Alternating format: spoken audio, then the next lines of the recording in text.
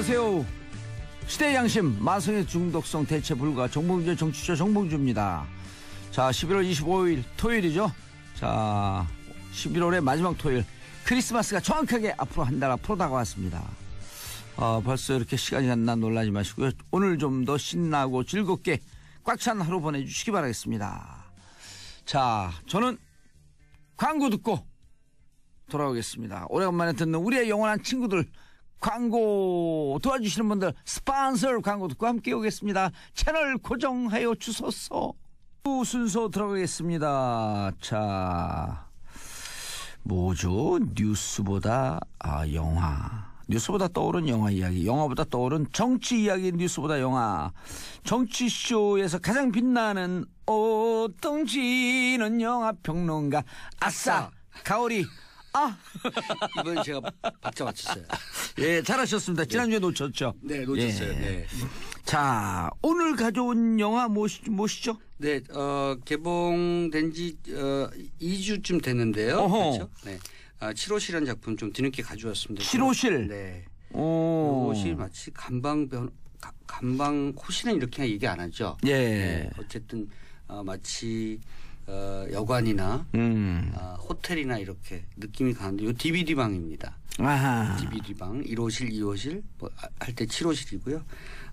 강남구 압구정동, 지금 아마도 그 영화 속에서는 그렇게 명시적으로 보이지는 않습니다만 로데오 거리를 암시하는 듯한 거리에서 DVD 방을 하는 한 사장, 예. 그 안에서 일하는 아르바이트 학생의 얘기입니다. 좌충우돌 블랙 코미디고요. 저는 사실 이 영화를 굉장히 가벼운 마음으로 보기 시작했었어요. 예. DVD 방에서 이상한 죽음이 하나 벌어지는데, 네. 사고사가 하나 벌어지고요. 사장은 사고사예요? 사고사예요. 그러니까 전기 감전사입니다. 그런데 이 사장은 지금 빨리 DVD 방을 팔아야 돼요. 보증금 돌려받고 권리금 받아서. 예. 지금 돈이 없어요. 지금 난리예요. 그런데 지금 사고사가 일어났으니까 예. 사장은 어떻게든 이 시체를 감춰야 되겠죠. 은폐해야 되고. 은폐해야 되는데 마침 그 시체를 은폐하려고 하는 공간에 이 아르바이트생이 학자금 융자를 너무나 뭐랄까 갚지 못해서 사채를 쓰고 이러다 보니까 빚이 막 천정부지로 늘어났고, 예. 그것을 갚으려고 그 마약 그 범죄 예. 조직에서 맡겨놓은 그 마약을 어허. 어디다가 숨겨놨는데 사장이 거기다 시체를 숨겨놓은 거예요. 그러니까 얘는 그걸 꺼내야 되고, 예. 사장은 그걸 감춰야 되고, 그렇죠. 같은 공간에 마약과 시체가 있으니까 뭐 이런 식으로 사건이 시작되는 얘기가, 발단이 되는 얘기가 이제 7호실입니다. 그러니까 국산 영화예요? 네, 그렇습니다. 오, 재밌었겠네. 오랜만에 듣는 전문 용어 국산 영화, 네, 한국 영화인데요. 네. 연식 나온다. 네, 한국 영화. 네, 이게 블랙 코미디입니다. 예, 요즘도 DVD 방이 있어요, 근데? 거의 없어졌죠. 그래서 이 영화가 갖고 있는 뭐랄까 저는 의미가 남다르다고 생각해요. 클래식. 저는 굉장히 코믹한 설정 아니죠. 예. 풀어가는 방법이 코믹한 전개 방식이어서 예. 가벼운 마음으로 시작했지만 제가 사실은 깜짝 놀랐어요. 사실 이 영화는 사라진 DVD 방처럼 지금 점차 우리 경제에서 사라져가고 있는 뭐랄까요, 원치 않게 예. 사라져가고 있는 자영업자의 어두운 현실을 그리고 있습니다. 지금 자영업자들이 지금 장사가 전혀 안 되고 있거든요. 지금 경제를 살리려고 지금 현 정부가 굉장히 노력하고 있습니다만, 지난주엔가 엊그젠가 여튼 계속 그 경제부총리가 예. 그 중소상인들 만나고 다니면서 또는 시장 이렇게 다니면서 자영업자들이 중요하다. 그 고용 창출도 여기서 이게 잘 돼야 고용 창출 효과도 있다. 이런 얘기를 예. 하고 돌아다니시는 걸 봤어요. 제가 예. 뉴스에서요. 그게 아마 지난주인가 그랬을 것 같은데. 9988 그러잖아요. 그래서 네. 전체 업체 중에 중소기업이 영세까지 해서 99%. 네네. 그들이 차지하고 있는 경제 비율이 88%. 네. 그런데 지금 제일 어렵잖아요. 이들이 예를 들어서 어디 그 카페나 무슨 치킨집을 내면 예.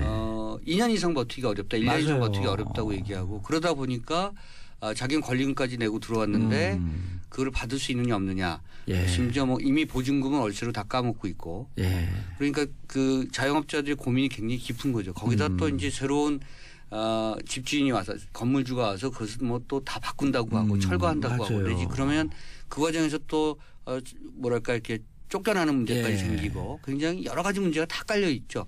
그 얘기를 코미디로 하고 있어요. 사라지는 자영업자들의 애환을 은유적으로 네, 메타포가 그걸 그거다. 코미디로. 코미디로. 거기다가 이제 그 아르바이트생이 나오니까 예. 여기 아르바이트생을 가지고 또 이 DVD방 주인은 사실은 좋은 사람이 아니에요. 이 사람도. 예. 그래서 막 착취하는 거죠. 6,000원짜리 4천 그러니까 시급 6,000원이 최저인데 그 막 4,000원에 후려치고 그리고 그 임금도 밀리고 예. 네, 막 이런 상황인 거죠. 그러니까 그 아르바이트생은 그 옛날식으로 말하면 전당포에 예. 자기의 노트북 맡기고 돈 빌려서 뭔가 자기 생계를 꾸려가려고 하고 예. 그리고 학자금 대출은 갚을 날이 요원하고. 예. 근데 이게 아유. 단순하게 영화 얘기가 아니고요. 현실 실제로 아니에요. 많은 대학생들과 예. 많은 학생들이 그런 일을 겪고 있거든요. 현실인데. 그러니까 저는 이 영화를 보면서 무슨 생각했냐면 야 이거 경제부총리가 봐야 된다.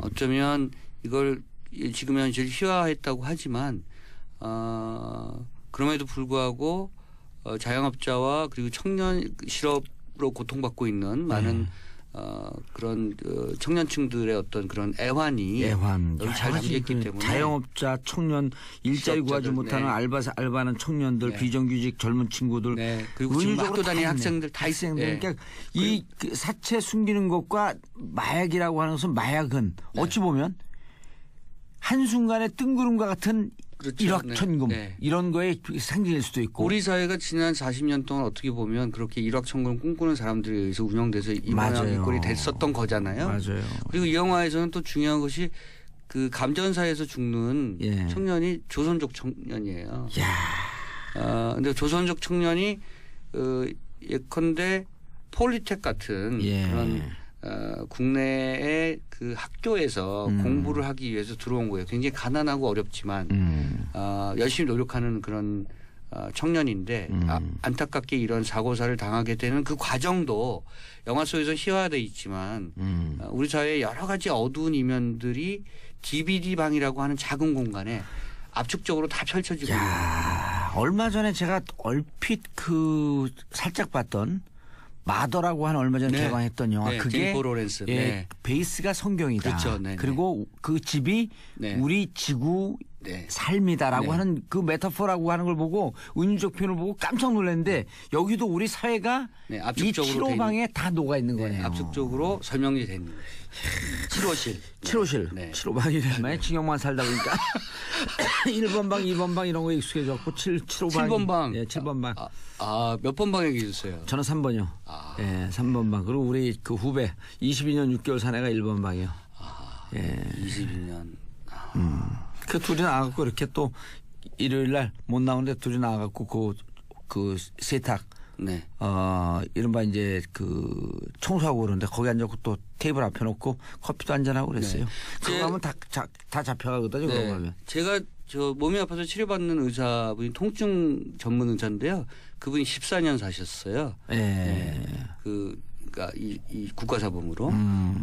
그래서 제가 그분을 만날 때마다 저랑 사실 같은 연배인데 저보다 14년이 젊더라고요. 그럼요. 네. 징역 있을 때 시간 딱 묶어두고 네. 다녀. 그래서 예. 14년을 다시 복구하면서 살기 때문에 저보다 훨씬 젊은 생각과 예. 근데 아니 그 오동진 평론가님이 제일 그 영화에서 좋아하는 대사와 노래 중에 하나가 스테이 위드미라고 하는 네. 표현이 있잖아요. 네. 감옥 사는 사람들이 제일 싫어해요. 나가는 사람한테 스테이 위드미 하게 되면 이게 뭐야? 지금 난 나가야 되는데. 그렇구나. 예, 제일 좋아하는 노래가 뭔지 아세요? 감옥 사는 사람들의 베스트셀러? 굿바이. 아니요. 나가거든. 나가거든. 근데 나가거든이잖아요. 그거는 좀 아니었어요. 아니 실제예요. 이게. 실제 실화예요. 나가거든. 예, 네네. 그 노래만 들어요. 조수미의 나가거든. 계속 출소 노래 아니에요. 그렇군요. 근데 스테이 위드미 이거 교도관들이 이런 거 틀어놓으면요. 네. 폭동 일어날 거예요. 네. 군대에서도 좀 그런. 군대에서도 네. 나가거든이 네 그게 저 인기곡이 될 가능성이 있군요. 그러면 일단 나가야 되니까 다. 예. 자, 그런데 이제 국정농단으로 들어가신 분들 스테이 위드 유. 그렇죠. 네. 너와 함께 그냥 머무르세요 평생. 자꾸 나오려고 하지 마시고. 예. 네. 징역 포에버. 아니 7호실에서 7번 방 얘기로 갔다가 3번 방, 1번 방, 그다음에 이제 징역 포레버로 왔어요. 포에버로 야, 그 영화를 만들어야 돼. 얘기 많이 튀어. 자, 그래서 7호실 네. 우리 삶의 하나의 심벌을 보여주는. 네. 예. 이게 막 웃으면서 우픈 영화예요, 진짜. 우픈 영화. 나 꼭 봐야 되겠어요. 이거. 정치하시는 분들이 좀 많이 보시고 지금 예. 우리 경제 현실이라고 하는 것들이 어떻게 같이 정말 더불어서 예. 풀어야 되느냐. 김동연 부총리님 7호실 영화 보시면요. 우리 그 비정규직 알바생들의 애환, 그다음 사라져가고 있는 자영업자들의 고통이 담겨져 있습니다. 청와대 비서실 수석 영화 이 프로 듣는 분들이요. 청와대에서 공동으로 돌려보시기 바라겠습니다. 그래서 전병헌 수석 사표 내고 이런 사건 터지는 거 좀 잊으시고요. 네, 그렇죠. 우리 네. 서민들의 애환이 얼마나 심한지. 그리고 청와대 그 훈령으로 모든 청와대 비서실 직원들은 정봉주의 정치쇼를 들으라. 기승전라고 고하노라. 기승전 정봉주. 바위 달빛 기사단. 하여튼 굉장히 좋은 말씀 해주셨고요. 예. 제가 그냥 진지하게 한 말씀만 드리면 그런 상황에서 대기업들, 재벌 기업들이 늘 예. 무슨 준비금인가 뭐 준비 자금인가 460조인가 540조 깔고 있다고 그러잖아요. 예. 그러면서 맨날 무슨 사내 유보금. 사내 유보금. 예. 전체 합치면 뭐 준비금은 그 돈 들고 튀는 돈이.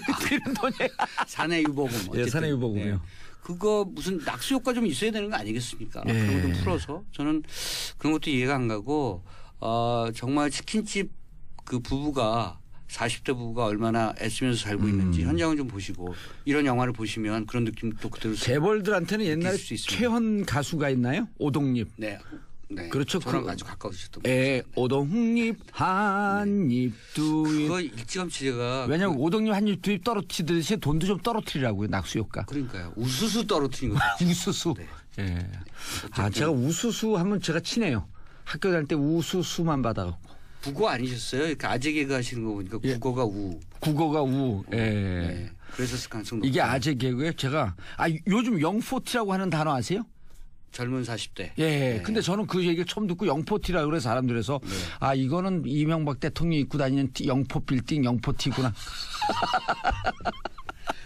제가 제 젊은 후배들한테 완전히 뭐랄까 이렇게 빵 터지고 그러다가 한번 비웃음을 받은 적이 있었는데요. 예. 삼김 먹을래 이러더라고요. 오 삼김. 네. 오. 그래서 저는 삼김하면 이제 YSDJ JP 예. 삼김을 먹어? 네, 그랬죠. 그랬더니 삼각김밥 얘기하더라고요. 그럼 사김은요? 그거 모르겠어요. 사김 먹을래 그러면 삼각김밥에 김을 말아 먹는가? 그래도 그런 거를 제가 못 알아듣는다는 예, 건데. 요즘 젊은이들의 어떤 그런 용어를 좀 배울 필요가 있다고 생각해요. 그러면 중요하죠. 그래 7호실 보시면 예. 어쨌든 지금 이런 젊은 친구들의 생각도 많이 예. 읽을 수가 있는 그런 작품입니다. 알겠습니다. 두 번째 영화. 일본 영화 빛나는이라는 작품. 빛나는. 그냥 일본 말로 한자로 그냥 광이에요. 예. 영화 제목이 빛광자. 지난번 몇 주 전에 그 영화 한번 소개했잖아요. 일본 영화 그 순정. 네. 멜로물. 네네. 나는 너의 췌장을 먹고 너의 싶어. 췌장을 먹고 싶다. 너의 췌장을 먹고 싶다. 그래서 우리 네. 집사람한테 그 얘기를 했더니 네. 그거 요즘 히트치는 영화예요. 네, 깜짝 놀랐어요. 40만 나왔습니다. 그래서 너의 췌장을 여성분들은 먹고 싶어. 그런 순정 드라마를 네.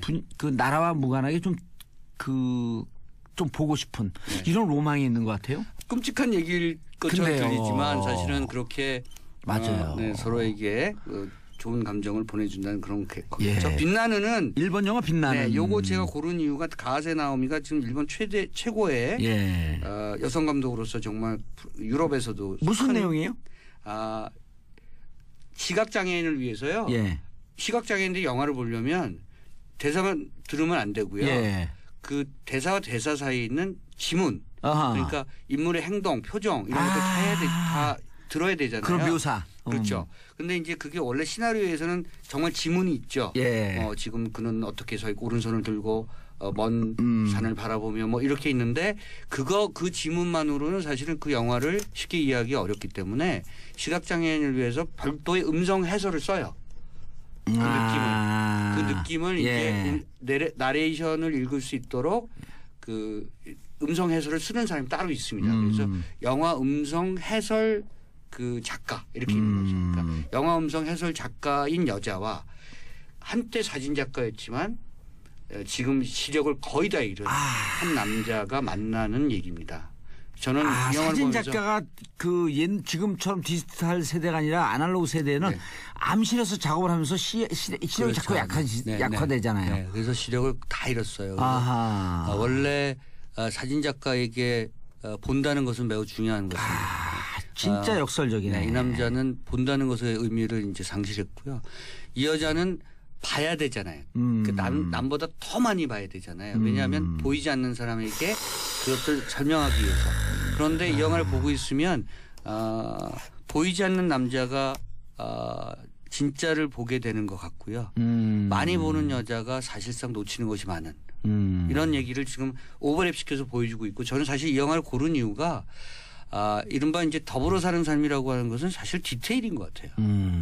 그러니까 저는 시각장애인들에게 이렇게 영화를 한 편 한 편 보여주기 위해서 애쓰는 것은 매우 중요한 사회적 태도라고 생각합니다. 근데 저는 일본 영화 볼 때마다 간혹 그런 느끼는데 불경에서도 그러잖아. 너가 보고 있는 것은 허상이다. 네, 네. 보고 있는 것에 갇히지 마라. 네. 이런 표현이 있거든요. 네. 좋은 얘기죠. 네. 그다음에 성경에도 약간 그 비유적 표현이지만 보지 않고 믿는 자가 아하. 진복자 이러니 네. 이런 표현들이 연결이 된 거거든요. 그런 얘기 들으면 훅 교회 가고 싶은 생각이 오더라고요. 절에는 안 가고 싶어요. 어쨌든 네. 보는 것이 다 허상이다. 네. 그리고 보는 것에 갇히지 마라. 네. 근데 여기서 그런 것을 철학적으로 쏙 들어오고 있네요. 그리고 그 관계를 통해서 그들이 어떻게 좋은 세상을 만들어 나가려고 노력하고 있는가를 보여준 거죠. 그러니까 예를 들면 이 사람들이 만나는 이유가요. 예. 음성 해설을 쓰잖아요. 그러면 그냥 주면 되는데 이 영화사 그러니까 네. 새로운 이런 이 장면들을 만드는 영화사는 시각장애인들과 정상인 어쨌든 그 시각장애인들과 일반인들을 같이 데리고 시사를 해요. 이제 듣는 시사를 하는 거죠. 그러면 올바르게 저 장면이 해설이 됐는가.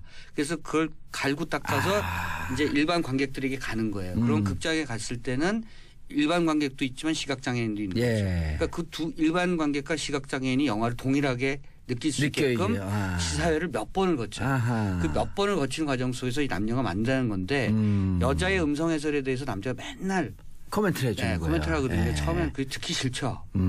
거기 뭐가 모자라다. 이 사람 안 보이는데 그 여자의 글을 가지고 평가를 하는 거거든요. 그러니까 처음엔 부딪히지만 부딪히는 과정 속에서 여자는 자신이 보지 못했던 것을 보지 못하는 남자가 얘기해 준다는 것을 알고 있고 그 남자는 이제 더 이상 자기가 보지 못하는 것에 대한 좌절에 대해서 이제는 누군가가 그 결핍을 채워줄 수 있다는 것을 내가 받아들일 수 있다. 이런 생각하는 거죠. 결국은 사랑이라고 하는 것은 차이와 결핍이 만들어내는 거잖아요. 이게 또 정치 얘기이기도 해요. 네. 정치인들은 말은 잘하지만 듣는 것에 인색하거든요. 그러니까 협치라고 하는 것도 그런 거잖아요. 서로가 꽉 찼으면 협치 안 하죠. 언어를 배우는 것이 아니라 경청을 배워라. 네, 듣는 그렇죠. 걸 배우는 거 아니에요? 그렇죠. 그 굉장히 좋은 얘기. 그 한자 제목은 광, 그냥 빛광자 광이라는 제목의 빛나는 이라는 작품은 제가 최근에 본 일본 영화 중에서 가장 뛰어난 작품이었고요. 그 울림이 굉장히 강한 영화였고 지금 말씀하신 것처럼 철학적인 사유와 그리고 현실의 어떤 여러 가지 문제와 그리고 사람을 사랑한다는 것에 있어서의 태도 이런 것들을 다 몇 겹의 그 층위를 개봉했나요? 23일 날 23일 날 예. 개봉을 했네요. 했습니다. 네. 어제그제 했네요. 네. 예. 그래서 이제 이 작품은 부산국제영화제에서 10월에 한 번 소개됐을 때 예. 가와세 나오미 감독이 직접 와서 많은 관객들을 만나기도 했고요. 제가 아주 유명한 감독이라고요? 네, 그 일본에서 고레이라 히로카즈, 이와이 순지 뭐 등등 얘기될 때 가와세 나오미가 꼭 거론되는 여성 감독입니다. 예. 네, 지금 칸 국제영화제 수상작이었다. 네, 그렇죠. 네. 이 가와세 나오미가 한국의 홍상수 감독만큼 프랑스에서 좋아하는 요즘 현대 일본 감독입니다. 기본적으로 프랑스 사람들, 일본 사람들 좋아해요. 굉장히 좋아하죠. 요즘 그 일본 사람들 좋아하는 자리를 대체한 민족이 있어요. 우리 아닌가요? 대한민국이요. 네. 이상하게 좋아해요. 그러니까 저는 그 해외에서 일본과 비교했을 때 약간 열패감을 느꼈을 때가 문화원이었거든요. 예. 일본 문화원이 워낙 디테일이 워낙 잘 워낙 됐어요. 잘해놨는데 한국이 좀 못 따라가다가 네, 최근에 굉장히 예. 네, 진일보하면서 해외에서도 한국 문화를 소개하는 데 있어서 이게 무슨 민족주의로 뭐 이렇게 전쟁하자는 얘기 예. 아니고 전투하자는 얘기 아니고요. 우리 걸 제대로 소개하는 어떤 방식이 중요하니까 잘하고 있는 것 같고요. 어쨌든 그럼에도 불구하고 말씀하신 것처럼 프랑스 사람들은 예전에 오시마나 기사, 브로자 아키라 뭐 등등 예. 오지야스히로까지 일본의 영화들을 굉장히 좋아했었죠. 예. 그 문화원이 좋아진 게 그 아주 작은 울림에서부터 시작한 거예요. 그 2006년인가 2007년에 한 국회의원이 문화원의 해외 문화원을 우리 문화를 전파시키는 근거지로 삼아라. 네. 그때 그 한마디가 이제 그다음서부터 예산을 가져가고 네. 그 의원이 많이 들어본 의원이에요. 정봉주 의원이라고. 깜짝이야. 이거 진짜 기승전 정. 아니야. 기정정정. 근데 굉장히 잘하셨어요. 예, 진짜요. 가보니까 너무나 후져요. 네. 막 한류가 막 뜨고 있는데 네. 될 때인데. 그 프랑스 파리 갔을 때도 예. 사실 처음에 갔을 때 정말 창피했었어요. 창피해서. 알겠습니다. 자, 지금까지 뉴스보다 영화 오동진 영화평론가와 함께했고요. 즐거운 주말 보내시기 바라겠습니다. 인사하시고요. 네, 다음 주에 뵙겠습니다. 감사합니다. 예, 평화를 사랑하는 대한민국 여러분, 이건 2부에 살 거고 저는 광고 듣고 2부 순서 돌아오겠습니다. 그리고 끝곡은 과학과 정치가 만나는 시간. 제가 제일 좋아하는 시간이에요. 자, 강원도 양구에서 오지않은 강양구 과학전문기자 자리하셨습니다. 네, 안녕하십니까. 강양구입니다. 예, 강원도에는 눈이 많이 오겠죠? 네, 눈이 많이 올 것 같습니다. 예, 양구에도. 제가 양구 날씨까지는 못 챙겨봤네요. 네. 초등학교 때 별명은 영구 없다죠? 어떻게 하셨어요? 양이나 영이나 도찐겠지. 네. 자, 오늘 무슨 주제가 좋으셨죠? 네, 지난 한 2주간 예. 국내에서 가장 뜨거웠던 핫한 또 주제 중에 하나가 지진이었잖아요. 예, 안 그래도 저 이거 물어보려고 그랬어요. 네, 지진. 그래서 이 과학과 정치가 만나는 시간에 이 지진 얘기를 또 안 하고 넘어갈 수가 없을 것 넘어가면 같아서 제가 이제 전문가들 인터뷰도 좀 하고 그리고 또 공부도 좀 해서 예. 가지고 왔습니다. 네. 공부도 잘하는데 뭐 공부를 또 하세요. 자, 지진 전조 현상이 있을까? 이거에 대해서 엄청나게 많은 세계 과학자들이 연구하잖아요. 네, 왜냐하면은 지진 전조 현상을 정확하게 포착할 수 있으면 지진이 오기 전에 예. 미리 경보를 할 수 있잖아요. 그렇죠. 태풍 경보 하듯이. 예. 그런데 안타깝게도 현재까지는 또렷한 성과는 없어 보입니다. 예. 그런데 네, 지진 오기 전에 미리 오는 지진운이 있다라고 하는 얘기도 있고, 네, 그다음에 수치안성 지진 때 네. 동물들이 대거 때로 이동해갖고 네. 그 지진운 같은 경우에는 약간 이제 그 소셜 미디어에서 화제성으로 이제 네. 그 도는 애기 수준인 것 같고요. 그 과학자들이 의외로 굉장히 많이 연구하는 게 지진이 오기 전에 동물들의 이상 행동을 과학자들이 연구를 합니다. 지난해 경주에서 지진 오고 난 다음에 또 얼마 있다가 네, 부산 해운대에서 이상한 냄새가 가스 같은 냄새가 난다. 또 해운대하고 광안리 바닷가에 개미떼의 이동 이런 게 사진이 막 올라왔단 말이에요. 네, 네. 근데 그 이후에 별일이 없었어요. 지금 포항까지 예결하고 1년 전에 움직이거나 그러진 않을 거 아니에요. 그러지는 않았을 것 같죠. 보통 심해 어류가 물 위로 떠오른다든지. 네. 그러니까 이제 여러 가지 현상들을 연구를 하는데 과학자들이 연구하는 방법은 이런 식이에요. 그러니까 큰 지진이 나면은 예. 이제 피해 지역의 주민들이나 생존자들이 있지 않겠습니까? 네. 그분들을 상대로 광범위하게 인터뷰 조사를 하는 겁니다. 혹시 여러분들이 집에서 기르던 개나 고양이 혹은 뭐 소나 가축들이 이상 행동이 없었는지 예. 그랬는데 대부분의 여러 가지 이상 행동이 사후적으로 이제 보고가 되는 겁니다. 그래서 그런 것들을 종합해 가지고 혹시 이런 동물들의 이상 행동을 통해서 예. 지진을 하루나 이틀 혹은 일주일 전쯤에 미리 예측할 수 있는 것은 없는지를 이제 과학자들이 찾고 있는데요. 예. 공통적으로는 이 인간이랑 가장 가까운 동물이 개나 고양이 같은 반려동물들이잖아요. 예. 근데 개나 고양이들이 특히 이상 행동을 많이 보인다고 합니다. 그러니까 이제 개 같은 경우에는 굉장히 막 불안해서 잠을 제대로 자지 못한다거나 개가 굉장히 게으른 동물인데도 불구하고 그다음에 또 고양이 같은 경우에는 평소에도 이제 뭐 자기만의 공간을 많이 찾아 들어가긴 하지만은 유독 지진이 일어나기 전에 더 불안해하고 더 이제 사람들이랑 대면하려고 하지 않는 그런 모습들이 있다라는 거예요. 예. 그래서 그 2011년에 동일본 대지진 나기 전에도 실제로 그 이제 도호쿠 지방에 사는 이제 지진 그 후쿠시마 근처에 사는 여러분들이 키우던 개나 고양이들이 이상 행동을 보였다라는 보고들이 굉장히 많이 되고 있습니다. 동일본 대 후쿠시마나? 네, 후쿠시마. 네, 네. 사후에 이제 그런 것을 연구해 보니까 여기 이상했다. 네, 네, 네. 우리 강아지가 벼랑 안에 벽을 박박 긁는 이상한 맞아요. 증상을 보였다든지. 예, 아니면은 뭐 잘 먹던 밥을 안 먹는다던가. 근데 그래서 도대체 그러면은 왜 그런 일이 생길까도 당연히 과학자들이 질문을 던졌을 것 아니에요. 근데 굉장히 그럴 법한 게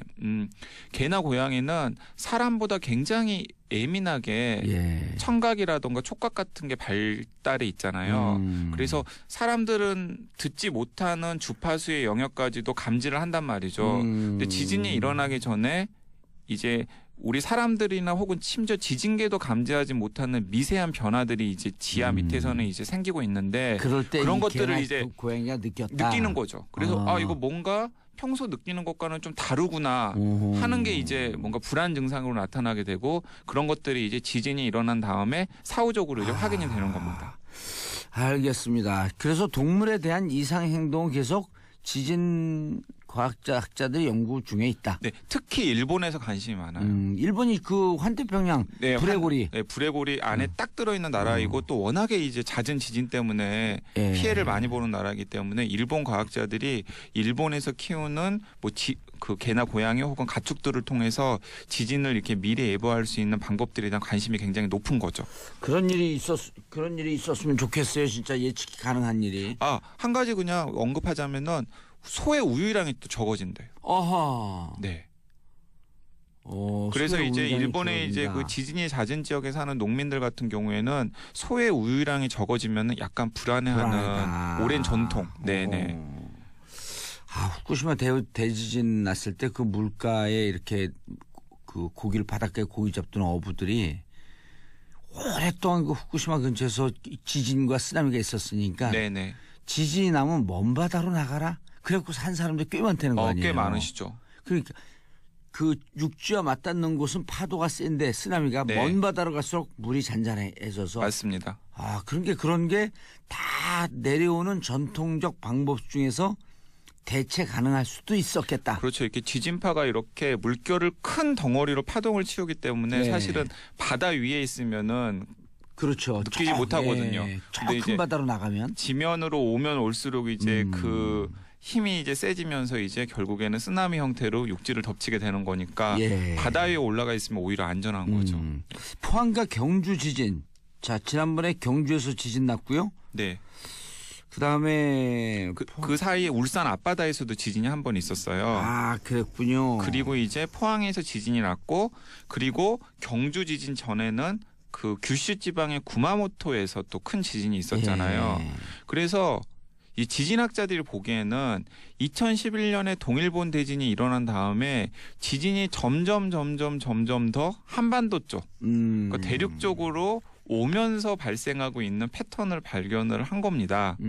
그래서 혹시 최근에 일어난 포항 지진을 포함해서 이런 것들이 2011년에 동일본 대지진과 연관이 있는 것이 아닌가. 실제로 많은 분들이 연관이 있다라고 생각을 하고 있는 것 같습니다. 아니 판이 동쪽으로 한 5cm 정도 밀려갔다라고 하는 설이 있잖아요. 보도가. 맞습니다. 네네네. 실제로 보도가 있는 게 아니고요. 실제로 판에 밀려난 것은 그 지진 때문에 판에 심각한 이동이 있었던 것은 사실이고요. 그러니까 당연히 이제 문제가 생길 수 있는 것 같습니다. 그러니까 한반도판. 우리가 살고 있는 이 한반도판은 통상적으로 지진학자들이 이해하기에는 매년 2mm 정도씩 동에서 서로 이동을 하고 있는 상황이거든요.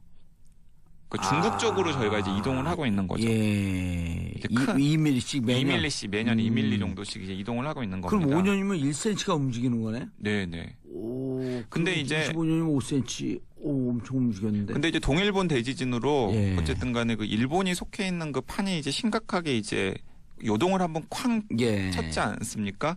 그러면서 이번에 이제 지진이 난 이 그 포항 근처에 있는 이 그 땅 덩어리가 남에서 북쪽으로 이제 약간 밀려서 이동을 하는 듯한 모습을 이제 지진학자들이 포착을 한 거예요. 남에서 북쪽으로. 그러니까 한반도 전체는 동에서 서로 이동을 하고 있는데 그 한반도에서 가장 최근에 만들어진 땅덩어리인 이 포항 근처에 있는 땅덩어리는 남에서 북으로 이동을 하기 때문에 당장 두 개의 땅덩어리가 어긋나면서 이동을 하면은 거기서 이제 뭔가 그 마찰 같은 뭔가가 생길 것 아니에요. 서로를 예. 방해하는 예. 그것이 바로 최근에 일어난 그 일대의 잦은 지진과 직접적인 연관관계가 있는 것은 아닌가라고 생각을 하고 있는 양산 거죠. 단층 메인에서 벌어진 게 아니고 좌우측 지류에서 벌어진 거기 때문에 지선에서. 네네. 아, 그럴 수도 있겠네. 전체 판이 움직이면서 충돌이 빈번해질 수 있겠다. 그러니까 이제 자극을 한 겁니다, 이제. 예. 이제 자극을 한 거죠. 그래서 이제 많은 분들이 이제 아마 정치쇼에서 여러 전문가들이나 혹은 또 많은 분들이 나와가지고 지진 얘기를 하면서 그런 언급을 하셨던 걸로 저도 들었는데요. 그러니까 이번에 어쨌든 포항에서 지진이 났는데 그 이후에도 지진이 날 가능성이 있다라고 높아졌다라고 많이 예측하는 게 이게 한 번으로 끝나지 않거든요. 그러니까 센 게 한 팍 해서 이제 모아졌던 힘이 다 이렇게 다 밖으로 빠져나가야 이제 상당히 오랜 기간 또 안정해지는데 지금은 이제 한 번에 딱 모아졌던 힘이 아직 다 방출이 안 돼 있는 것 같아요. 그러니까 이제 자꾸 이제 약한 고리를 통해서 이제 지진이 나고 있는 거죠. 자, 그런데 수도권에서 이제 서울, 경기, 인천 수도권에서 지진이 날 가능성이 있냐 없냐? 가능성은 굉장히 낮죠. 예, 현재까지는. 하지만은 만약에 이번에 이제 그 상당수의 수도권에 계신 분들이 포항에서 지진이 났을 때 지진 진동을 느끼신 분들이 꽤 되시잖아요. 네. 이제 그런 것과 마찬가지로 이 남동 쪽에서 상당히 센 지진이 지표면 근처에서 발생을 한다면은 그 영향이 이제 수도권에도 미칠 가능성은 배제할 수는 없는 거죠. 일단 지진으로부터 이제 자유로워지진 않았죠. 자유로워지지 않았죠. 잠자고 있었던 지진대를 단층대를 깨운 거예요. 예, 그리고 이게 이제 제가 이제 이번에 이제 인터뷰를 하면서 여러 전문가들한테 얘기를 들으니까는 우리나라 지진 전문가들의 대부분이 원전에 기생해 오셨다고. 아, 그래서 지진 없다? 네, 그러니까 지진 없다라고 얘기도 하셨고 실제로 또 그런 거죠. 그러니까 우리나라는 지진에서 안전한 나라라는 관념이 너무나 셌기 때문에 정부도 지진에 대해서 별로 이렇게 지원을 하지 않은 거예요. 그러니까 지진 연구자들한테 지진 연구하면 원전 못 짓게 할까 봐. 네, 지진 연구자들한테 돈을 줬던 유일한 세력이 역설적으로 원전인 거죠. 왜냐하면 원전 안전성을 위해서는 이제 지진에 대한 최소한의 데이터라든가 연구 성과들이 있어야 되기 때문에 그러니까 굉장히 이제 약간 지진이랑 원전은 사실은 이제 서로 척을 지는 관계인데 국내에서 지진을 연구하시는 분들의 상당수가 오랫동안 원전 산업계 혹은 원전 학계로부터 이제 돈을 받았던 것도 참 역설적인 거죠. 그러면 맞아요. 그리고 그 우리나라가 지진 단층대 있고 그래서 양산 단층 위에 원전이나 핵 폐기물 처리장을 거기다 두면 위험하다라고 하는 순간 프로젝트가 안 나온다는 거예요. 전문가들이. 맞아요. 그럴 수도 있습니다. 교수들 프로젝트 없으면 학교 월급이나 이런 거 갖고 안 되거든. 연구비가 제한되어 있기 때문에. 그래서 이제 우리나라 지진학자들 중에서 우리나라에서 지진이 일어날 가능성이 높고 그리고 심각하게 큰 지진이 일어날 수도 있다라고 얘기하시는 분들은 굉장히 소수자들이신데 그분들은 또 학계에서는 상당히 왕따들이세요. 예. 자기 소신 발언하면 안 되는 거예요. 네. 그래서 이제 수도권에서 큰 지진이 날까 안 날까 지진이 날까 안 날까는 사실은 이제 예측 불가능한 영역이기 때문에 제가 여기서 자신 있게 그렇다 아니다라는 말할 수 없지만은 분명히 이제 수도권을 포함한 우리나라 전체가 지진으로부터 안전하다라는 통념에서는 좀 깨서 여러 가지 대비를 하는 것은 확실해 보입니다. 그런 면에서 보자면 저는 수도권의 지하철 좀 걱정이에요. 그러니까 제가 알기로는 5호선 이상은 비교적 최근에 지어졌기 때문에 1호선, 2호선. 네, 1호선, 2호선은 이제 1호선, 2호선은 사실은 원전이 세워지기 전부터 가동을 하기 시작했잖아요. 그러니까 그때는 훨씬 더 지금보다 지진에 대한 또 이해라든가 아니면 관심이 적었기 때문에 내진 설계가 굉장히 안 돼 있는 구간이 많다고 그래요. 그래서 점차적으로 지금 내진 설계를 해 나간다고 하는데 그럼에도 불구하고 여전히 내진 설계가 안 돼 있는 곳이 많아서 문제가 있는 거죠. 네. 그러면 원전에 대해서도 6.5 내진 6.5 규모에 버틸 수 있게끔 설계됐다? 그럼 지금 오는 지진은 5.8, 5.4 이렇게 왔기 때문에 별 영향이 없다는 거예요? 꼭 그렇지도 않습니다. 그러니까 이게 뭐 예, 원전 안전하지만 집안에 이상이 있다든지 또 물이 이 매립 뭡니까 방파제를 넘어서 물이 들어온다든지 일본의 후쿠시마 같은 네, 경우도 맞아요. 정확하게 물이 알고 들어가고 계시네요. 샷다운 전기가 샷다운 되면서 이게 냉각 작업이 안 되니까 터져버린 거 아니에요. 제가 이제 뭐 여기 애청자분들한테 뭐 불안감을 줄 생각은 전혀 없고요. 불안감 줬어요 이미. 근데 두 가지로 그냥 딱 정리를 하면은요. 일단 우리나라 원전이 그러니까 규모 6.5까지 지진에 견디도록 내진 설계가 돼 있는 건 사실인 것 같습니다. 예.